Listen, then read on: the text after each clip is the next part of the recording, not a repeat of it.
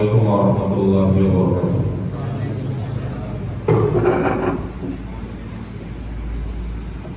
Allahu Akbar, Allahu Akbar.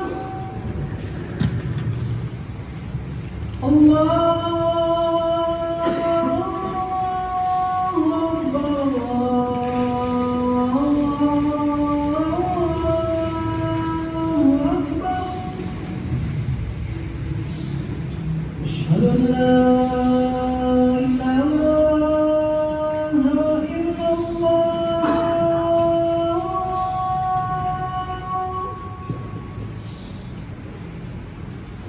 أشهد أن لا إله إلا الله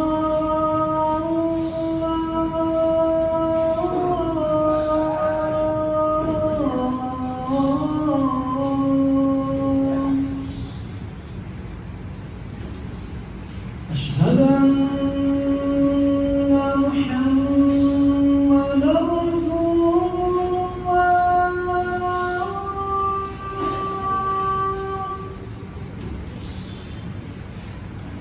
أشهد أن محمدا رسول الله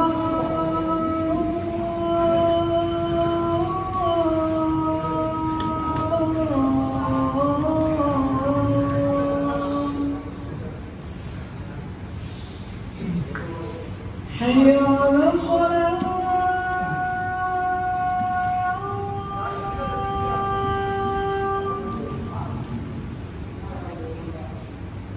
حي على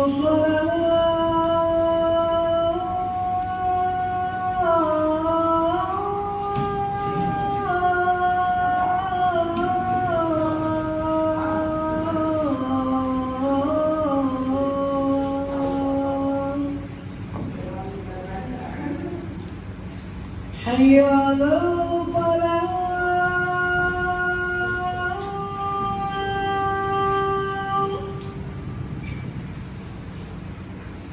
حي على الفلاح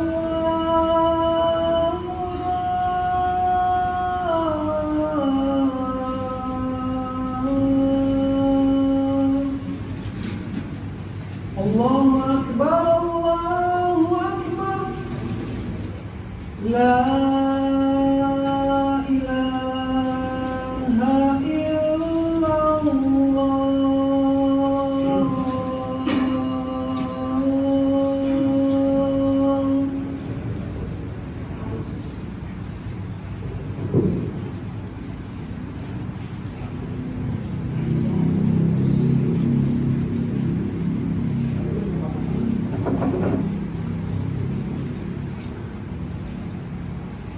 إن الحمد لله نحمده ونستعينه ونستغفره ونعوذ بالله من شرور أنفسنا ومن سيئات أعمالنا من يهده الله فلا مضل له ومن يضلل فلا هادي له أشهد أن لا إله إلا الله وحده لا شريك له وأشهد أن محمدا عبده ورسوله لا نبي بعده اللهم صل على محمد وعلى آل محمد قال الله تعالى في القرآن الكريم يا أيها الذين آمنوا اتقوا الله حق تقاته ولا تموتن إلا وأنتم مسلمون وقال النبي صلى الله عليه وسلم فإن أصدق الحديث كتاب الله وخير الهدي هدي محمد صلى الله عليه وسلم وشر الأمور محدثاتها فإن كل محدثة بدعة وكل بدعة ضلالة وكل ضلالة في النار أما بعد أيها الإخوة أعزني الله وإياكم جميعا jamaah salat Jumat yang dirahmati Allah Subhanahu wa taala. Bersyukurlah kepada Allah Subhanahu wa taala di mana saat ini kita merasakan ketenangan, kenyamanan di dalam beribadah kepada Allah Subhanahu wa taala. Tidak ada rasa cemas dan kekhawatiran.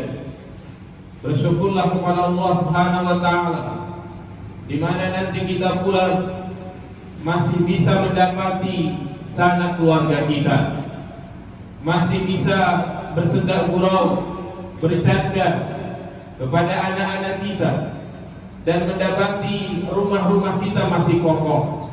Itulah nikmat yang sangat luar biasa yang Allah berikan kepada kita.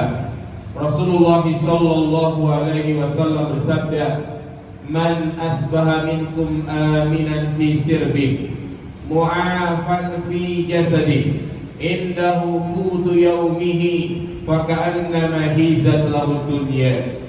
Barang siapa di pagi hari dalam keadaan aman, aman dalam beribadah, aman dalam beraktivitas, diberikan kesehatan pada badannya, terpenuhi kebutuhan pokoknya, faka'annama hizat lahu dunya, seakan-akan terkumpul baginya dunia. Hal ini berbeda dengan saudara-saudara kita yang ada di Palestina, yang mereka dalam keadaan tidak baik-baik saja. Mereka dalam keadaan cemas, ketakutan. Banyak anak-anak mereka yang terbunuh atas kelakuan Zionis Israel. Itulah yang kita saksikan di media-media sosial. Namun masih banyak di antara kita yang menganggap masalah mereka adalah masalah di sana. Tidak, jamaah sekalian. Wallahi, masalah mereka adalah masalah kita. Mereka adalah saudara-saudara kita yang memiliki keterikatan yang sangat kuat. Selain Palestina adalah tanah yang penuh dengan berkah, tanah yang memiliki banyak kemuliaan. Selain itu pula, warga Palestina adalah saudara-saudara kita, karena mereka adalah orang-orang yang beriman. Karena itu hendaknya kita sebagai seorang mukmin harus memiliki rasa peduli, prihatin, peka terhadap apa yang menimpa saudara-saudara kita di Palestina. Inilah bukti keimanan yang benar, di mana Rasulullah sallallahu alaihi wasallam bersabda, "Masalul mu'minina fi tawaddihim wa tarahumihim wa ta'atufihim kamasalil jasadil wahid."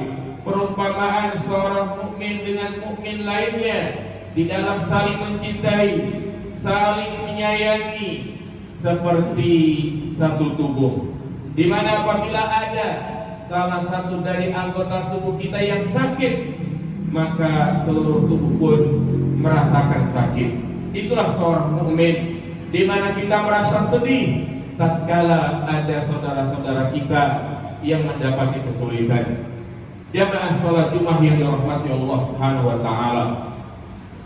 Berbicara tentang Palestina, maka tidak lepas dari pembicaraan tentang Yahudi.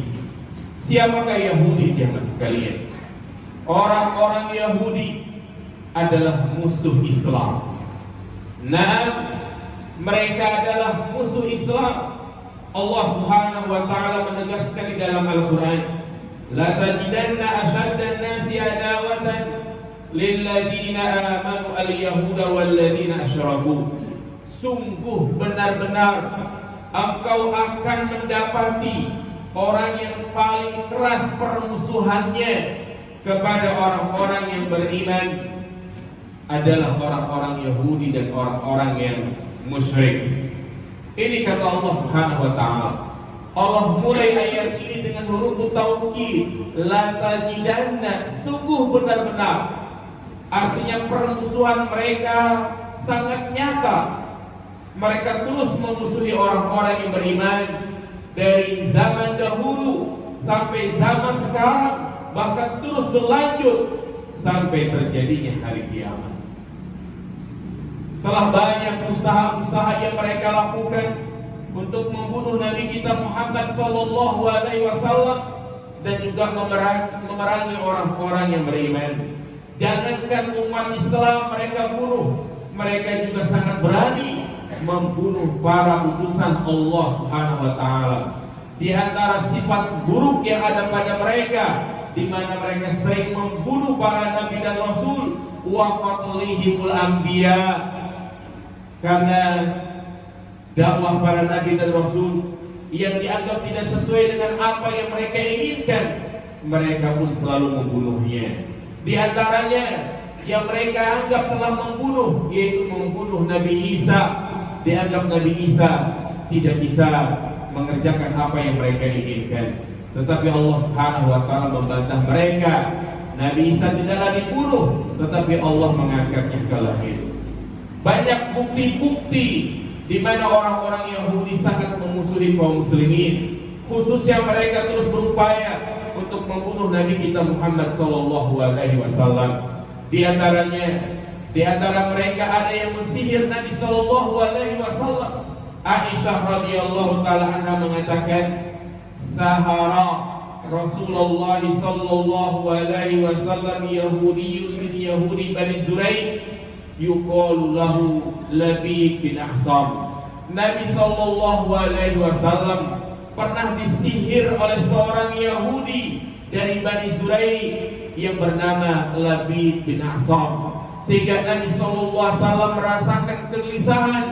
Beliau sudah melakukan sesuatu, tapi beliau merasa belum melakukannya. Dan sebaliknya terkadang beliau belum melakukannya, tapi beliau merasa telah melakukannya. Hingga akhirnya Allah Subhanahu wa taala memberikan petunjuk untuk mendapati kuhulnya, dan Nabi SAW pun sembuh dari sihir tersebut. Demikian pula usaha yang dilakukan oleh wanita Yahudi, di mana Anas bin Malik radhiyallahu anhu mengatakan, anna imra'atan yahudiyyah atat Rasulullah sallallahu alaihi wasallam bisyatin masmumah. Ada seorang wanita Yahudi yang mengundang makan Nabi sallallahu alaihi wasallam, dan Nabi pun disuguhkan dengan daging kambing yang ternyata daging kambing tersebut sudah dicampur racun. Kemudian malaikat Jibril pun memberikan kabar kepada Nabi SAW. Dipanggillah wanita tersebut dan ditanya, apa tujuan kau lakukan ini? Wanita itu menjawab, aradtu li'aqtulak, aku ingin membunuhmu. Dan Nabi SAW mengatakan, ma kana Allahu lisallitaki ala dzalik, Allah tidak mungkin memudahkan untuk membunuhmu. Demikian pula yang dilakukan oleh Bani Nadir ketika Nabi sallallahu alaihi wasallam hendak mengantarkan dia. Ternyata mereka bersekongkol. Mereka mengatakan, kapan lagi kita bisa membunuh Nabi? Ini adalah saat yang tepat untuk membunuh Muhammad. Maka ada di antara mereka yang naik ke atas, hendak melemparkan batu besar ke arah Nabi kita Muhammad sallallahu alaihi wasallam. Namun malaikat Jibril segera memberikan informasi kepadanya. Itulah watak buruk orang-orang Yahudi. Mereka adalah orang yang paling berani menghina Nabi sallallahu alaihi wasallam. Bahkan mereka menghina Allah Subhanahu wa taala. Allah sebutkan di dalam Al-Qur'an bagaimana penghinaan mereka kepada Allah dalam surat Al-Maidah ayat 64. Wa qalatil yahud yadullahi maglulah gullat aydihim wa lu'inu bima qalu. Orang-orang Yahudi mengatakan tangan Allah terbelenggu. Artinya mereka menganggap Allah itu pelit. Subhanallah. Ini adalah bentuk su'ul adab, akhlak yang buruk. Padahal Allah Subhanahu wa taala telah menciptakannya, memberikan rizki kepadanya, memberikan kesehatan kepadanya, tapi mereka mengatakan Allah itu pelit. Bahkan juga Allah sebutkan di antara ucapan mereka, laqad sami'a Allahu qaulal ladzina qalu innallaha faqir wa nahnu aghniya. Mereka mengatakan Allah itu fakir, miskin, dan kami kaya. Ini adalah watak buruk mereka. Bahkan mereka menentang dakwah Nabi Musa. Padahal Nabi Musa mengajak mereka untuk beriman, mengajak mereka untuk menuju jalan kebaikan, menuju surga. Tapi mereka menentang dan menantang Nabi Musa. Apa kata mereka? Wa il qultum ya Musa lan nu'mina laka hatta narallaha jahra. Mereka mengatakan kepada Nabi Musa, wahai Musa, kami tidak akan beriman sampai engkau memperlihatkan Allah di hadapan kami. Ini mereka menantang Nabi Musa. Kemudian apa kata Allah? Fa akhadhatkumus sa'iqatu wa antum tanzurun. Akhirnya mereka pun disambar halilintar karena penentangan mereka. Dan mereka tidak akan pernah ridho dengan umat Islam sampai kita melepaskan agama kita. Allah Subhanahu wa taala mengatakan, "Walau tarda ankal yahud walan nasara hatta tattabi'a millatahum." Tidak akan pernah ridho orang-orang Yahudi dan orang-orang Nasrani sampai kalian mengikuti agama mereka. Mereka terus berupaya bagaimana agar umat Islam meninggalkan agamanya alias murtad karena kedengkian yang sangat luar biasa. Padahal mereka sudah tahu tentang kebenaran Islam, bahkan mereka sudah sangat paham tentang kedatangan Nabi yang terakhir yang berada di Madinah, kota yang penuh dengan pohon kurma yang bernama Ahmad. Itu disebutkan dalam kitab-kitab mereka. Dalam kitab Taurat Allah Subhanahu wa taala sebutkan, alladzina atainahumul kitab ya'rifunahu kama ya'rifuna abna'ahum. Mereka mengetahui tentang kedatangan Nabi terakhir sebagaimana mereka mengenal anak-anak mereka. Karena itu ketika Nabi SAW belum sampai ke Madinah, ketika Nabi masih berada di Mekah, mereka membuat komunitas khusus di Madinah. Terkumpul di dalamnya 3 kabilah orang-orang Yahudi, Bani Qainuqa, Bani Nadir, Bani Quraidah. Apa tujuannya? Mereka ingin menyambut kedatangan Nabi terakhir. Karena dijelaskan dalam kitab mereka Nabi akan hijrah ke Madinah. Tapi ternyata Allah Subhanahu wa taala Allah takdirkan Nabi terakhir dari Bani Ismail, dari orang-orang Arab. Inilah yang membuat mereka hasad. Mereka tidak senang, mereka tidak ingin Nabi terakhir dari Bani Ismail, tapi mereka menginginkan Nabi terakhir dari Bani Israel, yaitu keturunannya Nabi Ishak. Akhirnya sampai detik ini mereka tidak akan beriman kepada Allah Subhanahu wa taala. Makanya mereka adalah kaum yang terlaknat, dan Allah abadikan laknatnya di dalam Al-Quran, di dalam surat yang sering kita baca, ghairil maghdubi alaihim waladdallin. Ya Allah, tunjukilah kami jalan yang lurus, jalan orang-orang yang memberikan iman, bukan jalan-jalan orang yang kau murkai, yaitu orang-orang Yahudi. Bahkan mereka adalah kaum yang Allah kutuk menjadi monyet, menjadi kera dan babi. Allah Subhanahu wa taala sebutkan dalam surat Al-Maidah, "Qul hal unabbi'ukum bi syarrin min dzalika masubatan indallah man la'anahu Allah wa ghadiba Allahu alaihi wa ja'ala minhum al-qiradata wal khanazir." Katakanlah, maukah kalian aku kabarkan tentang orang yang paling buruk balasannya di sisi Allah, orang yang Allah laknat, Allah yang murkai dia, dan Allah jadikan mereka kera dan babi karena perbuatan mereka yang sangat busuk, penentangan mereka kepada nabi-nabi Allah Subhanahu wa taala. Jamaah salat Jumat yang dirahmati Allah, berbicara tentang Palestina. Kenapa masalah mereka adalah masalah kita? Karena Palestina adalah di antara tempat yang Allah muliakan. Tidak ada tempat yang paling mulia di muka bumi ini kecuali 3 tempat, Mekah, Madinah, dan Baitul Maqdis. Allah pilih Baitul Maqdis sebagai tempat hijrahnya, sebagai tempat mi'rajnya Nabi Sallallahu Alaihi Wasallam.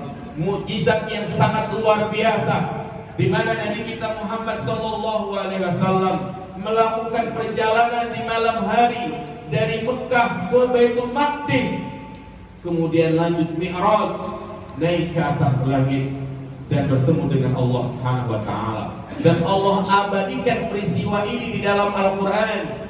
Subhanalladzi asra bi 'abdihi lailan minal masjidil haram ilal masjidil aqsa alladzi barakna haulahu linuriyahu min ayatina innahu huwas samiul basir. Maha suci Allah yang telah memperjalankan hambanya di malam hari dari Masjidil Haram ke Masjidil Aqsa.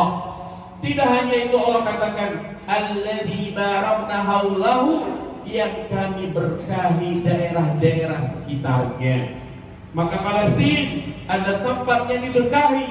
Bahkan Palestina, kalau kita lihat di peta, dia termasuk negeri Syam, karena Syam mencakup 4 negara: Palestina, Yordania, Suria, Lebanon. Maka mereka yang tinggal di sana adalah orang-orang yang mendapatkan keberkahan. Nabi Shallallahu Alaihi Wasallam pernah menyampaikan, Tuba lisyam, Tuba lisyam, berbahagialah penduduk Syam, berbahagialah penduduk Syam. Kemudian para sahabat bertanya, kenapa ya Rasulullah? Li'annal malaikata basitu ajnihatiha 'ala Syam, sesungguhnya malaikat mengepakkan sayapnya, yaitu di tanah Syam. Di negeri Syam lah nanti manusia akan dikumpulkan di padang mahsyar. Karena sebagaimana keyakinan orang-orang yang beriman, padang mahsyar adalah bumi yang kita tempati saat ini. Namun Allah Subhanahu wa taala merubah bentuknya. Gunung-gunung akan dihancurkan, bangunan-bangunan semua akan ditiadakan menjadi dataran yang sangat luas.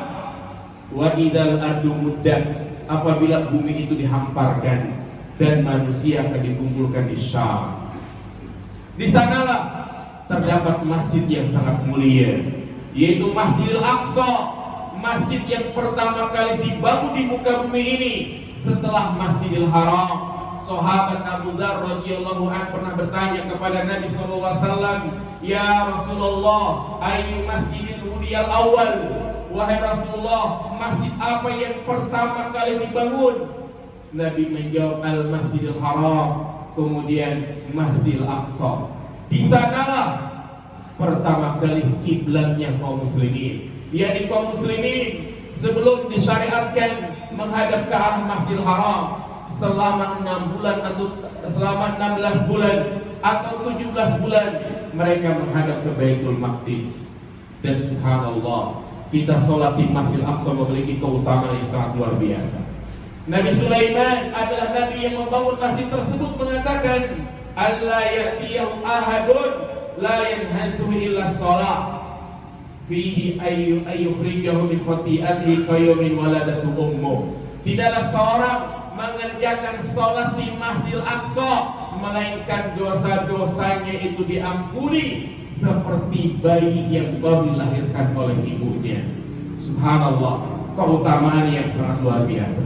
Dan kita tidak boleh bersungguh-sungguh mengadakan safar kecuali di 3 masjid: Masjidil Haram, Masjid Nabawi, dan yang ketiga adalah Masjidil Aqsa. Kita memohon kepada Allah Subhanahu wa taala agar kita bisa mengerjakan sholat di sana, dan kita memohon kepada Allah Subhanahu wa taala agar Allah segera membebaskan Masjidil Aqsa Palestina dari kekejaman Zionis Yahudi Israel. Aqulu qouli hadza wa astaghfirullah li wa lakum innahu huwal ghafurur rahim.